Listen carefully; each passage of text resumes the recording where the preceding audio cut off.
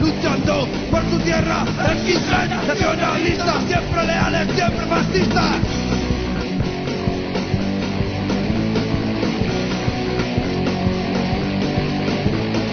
Años han pasado y no hemos cambiado, llevamos nuestras botas y el pelo rapado. Somos guerreros con rabia entre los dientes, muerte al invasor es todo lo que tú sientes. Skinhead por España, luchando por su tierra. Skinhead por Europa, protegiendo la historia. Skinhead por España, luchando por su tierra. Skinhead nacionalistas, siempre leales, siempre fascistas.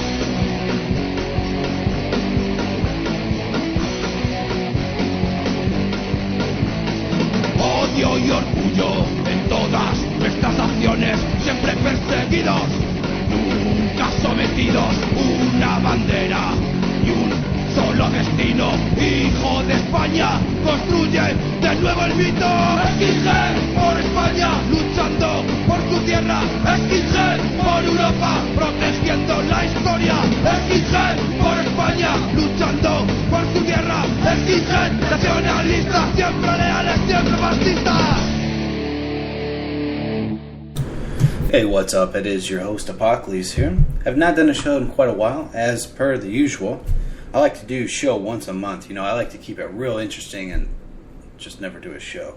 Why I don't do a show a whole lot is because I'm at your shows, laughing at you, or calling you out for having a shitty one. It's one of those things, But don't worry, I'm always around, I'm always contriving, and I'm always making Spreaker a better, more hilarious place for the audience pleasure. A lot of people don't realize is that it's not about a host's feelings or their notions. It's never been about that. We got to get past that. We got to realize that the audience is key. And the chatters are probably secondary because they're the best fans usually. And we just go from there. So that's how we do radio. That's what we do. Oh my lord, so much has gone down since I last did a show. Holy fuck, where do I even start? Now, there was some sort of protest on another show about something I did in the past. That what happened was I was in some sort of chat and I said something like, oh yeah, I'm telling this person that about this chat. And basically it was totally deadpan sort of humor, and I got banned and people suspected me of certain things. So I don't know. Like, you can't always take me too literally, or else you'll just be one of those people that does and doesn't get it. So, and then someone said something to someone, and then now someone else said something about it. And this took place about 8 months ago. And yeah, it was totally a joke. And, if you're a jokester and you can't take a joke yourself, then that's on you. But whatever, not my problem. Don't care. Secondly, a lot of shit has gone down.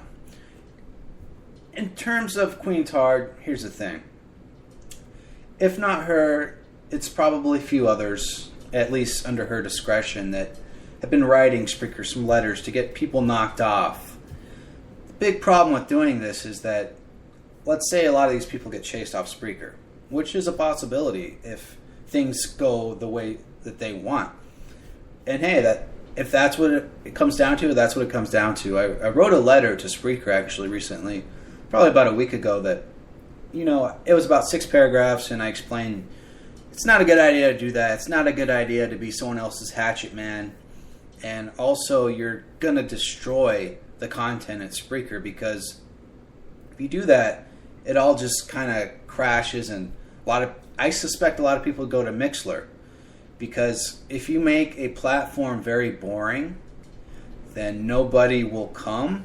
I mean, do we not get that? Like, in order to show up at somewhere, you have to give someone a reason.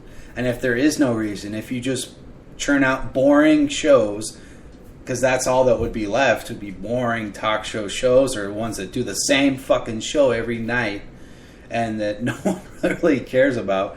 Or you have your music shows, which is more of an acquired taste. I'm not too partial to music shows, because all I consider them is someone's iTunes playlist. if I want to listen to music, I generally will go to YouTube, Pandora, something like that. But I'm not going to condemn all music shows. Some definitely help you listen to new stuff that you're not familiar with, like some of Mike B's shows. Very nice, a metallic taste. Although Aussie Andrew may hate Metallica, I think he likes the first few albums, like most civilized human beings. And it came to my attention today that through Shillbilly, due to the Green Room Skype chat conversation, which only the most elite Spreaker people who get it are allowed in. If you're not part of it, you probably don't get it, and you're low rated, and you're definitely not welcome. And so he linked a story today about the Confederate flag and how I think it was Zant and Phil from Pantera kind of distancing themselves from the Confederate flag, which is obviously they're right, but I really don't like how a certain tragedy can really just shift everyone's opinion that didn't really have that opinion all those years before. But because someone did something really stupid, then that nullifies that that flag, and it's one thing to maybe remove it from state houses and stuff like that, but it's definitely another to take down all these monuments everywhere, like messing with people's graves. And I mean, that's just dumb. That's just erasing history. And you might not agree with this, but this seems like kind of like a countercultural cleanse. Like, this is okay, so this guy did this, so we're going to talk about this because it's an easier topic to discuss. A big thing going on in New Orleans was getting rid of all the Confederate statues, but they had, like, I think 100 murderers, like, I don't know, I think within a month there's 100 murders or something like that, but they don't talk about that. But I think this flag issue is basically some sort of easy distraction because everybody can rally behind it and be like, oh no, it's hate and all this. And I think a lot of people are getting played, but that's politics, right? That's what this world's about, is getting played by all this and all that. So I think this world is going to shit, and I think it's time to quit and go to Montana and just hide deep inside a hole. You can actually live inside a hole. That's right. You don't have to live in your mother's basement anymore. I mean, just because I do doesn't mean you don't. You know what I'm saying? Like, there's a big misconception out there about, my income, my residence, all this. I'll be completely honest. I definitely live in my mother's basement because the greatest thing about living in your mother's basement is you get lobster every night. Now, you're going to have to take that shame of still living with your mother when you're 30 years old. But the best part is wonderful meals. And the bad part is taking out the trash every night. It's like, I get threatened with violence if I don't take the trash out because I just don't want to, After I get my tummy filled, it's like, I just want to go lay down, and play on Spreaker. And it's like, it's like my mom can be a bitch sometimes. It's like, I just fed you lobster and crab, you faggot. You better go take the trash out. I'm like, God, what a bitch. It's like, I don't care if you spent, $100 for meals for the next 2 days. I don't care. I just want to relax. I just want to take the trash out in the morning when I first wake up. That's like a 3-mile walk to me. It's just waking up, taking the trash out, because when you lift that trash lid up, there's probably flies. And you know what else is in that trash can? Germs.